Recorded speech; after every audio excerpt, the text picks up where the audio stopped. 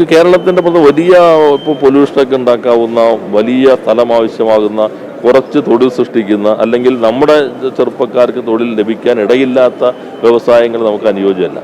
നമുക്ക് വരേണ്ടത് ഇപ്പോൾ നമ്മുടെ ചെറുപ്പക്കാർക്ക് നല്ല ശമ്പളം കിട്ടുന്ന ജോലി വേണം. അത് പ്രധാനമായിട്ടും ഇപ്പോൾ knowledge based industries, medical device industries, obviously tourism, പിന്നെ IT-യുമായി ബന്ധപ്പെട്ടിട്ടുള്ളത് GCC global capability centre, global technology centre, അതോടൊപ്പം തന്നെ മാരിടൈം പ്രധാനപ്പെട്ടതാണ്. ലോജിസ്റ്റിക് ഇപ്പോൾ നല്ല രീതിയിൽ ഉയർന്നു വരുന്നുണ്ട്. ഷിപ്പുമായി ബന്ധപ്പെട്ടുള്ള മറ്റു കാര്യങ്ങൾ, മാരിടൈം ലോജിസ്റ്റിക്കും കൂടാതെയുള്ള മറ്റ് പ്രവർത്തനങ്ങൾ അതിന് നല്ല സാധ്യതയുണ്ട്. ഇലക്ട്രോണിക്സ് മാനുഫാക്ചറിങ് അതിന് നല്ല സാധ്യതയുണ്ട്. പ്രത്യേകിച്ച് നമ്മുടെ വിഴിഞ്ഞം ഇൻഡസ്ട്രിയൽ സ്മാർട്ട് സിറ്റി, ഇങ്ങനെ പ്രയോറിറ്റി ഏരിയകൾ നമ്മൾ കണ്ടിട്ടുണ്ട്. അവിടെയെല്ലാം നമ്മുടെ ആളുകൾക്ക് തന്നെ ജോലി ലഭിക്കാൻ കഴിയണം. അത് നിരവധി ഇൻഡയറക്റ്റ് എംപ്ലോയ്മെൻറ്റും കിട്ടും. അതോടൊപ്പം തന്നെ ഞങ്ങൾ മിഷൻ 1000 ഉണ്ട്.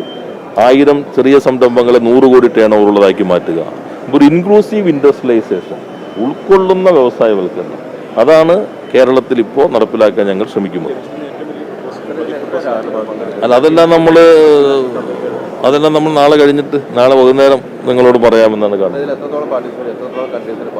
ഞാൻ നേരത്തെ പറഞ്ഞു, വൈകി ഒന്നുകൊണ്ട് 26 രാജ്യങ്ങളിൽ നിന്നുള്ള പ്രതിനിധികൾ പങ്കെടുക്കുന്നുണ്ട്. ഒപ്പം തന്നെ അതിൽ 5 കൺട്രീസ് പാർട്ട്ണർ കൺട്രീസാണ്, പ്ലസ് 2 മിനിസ്റ്റർ ലെവൽ ഡെലിഗേഷൻ ഉണ്ട്. അപ്പോൾ ഒരു അന്താരാഷ്ട്ര തലത്തിലുള്ള നയതന്ത്ര സംഘങ്ങൾ ഇത്രയും നമുക്ക് ആദ്യമായിട്ട്, ചരിത്രത്തിൽ ആദ്യമായിട്ടാണ്. ഇത്രയും മറ്റ് എത്ര സ്റ്റേറ്റുകളിലും ഏകദേശം ഇതൊക്കെ വന്നിട്ടുണ്ടോ എനിക്ക് അറിയില്ലെങ്കിലും നമ്മളെ സംബന്ധിച്ചൊരു ചരിത്ര സന്ദർഭമായിട്ട് ഇത് മാറിയിട്ടുണ്ട്. ഏതാ ആ ഡിസ്കഷൻ അവർക്ക് പിന്നെ അവരുടെ രീതിയുണ്ട്. അത് കുറച്ച് സമയമെടുക്കുന്നൊരു പ്രോസസ്സാണ്. നമ്മളിപ്പോൾ TCS തന്നെ ഇവിടെ 37 ഏക്കർ കൊടുത്തു. അതിൻ്റെ ബോർഡ് അംഗീകരിച്ച്, പ്ലാൻ അംഗീകരിച്ച്, അവരുടെ ഒരു അതുണ്ട്. അപ്പോൾ നമ്മളത് വെയിറ്റ് ചെയ്യുക.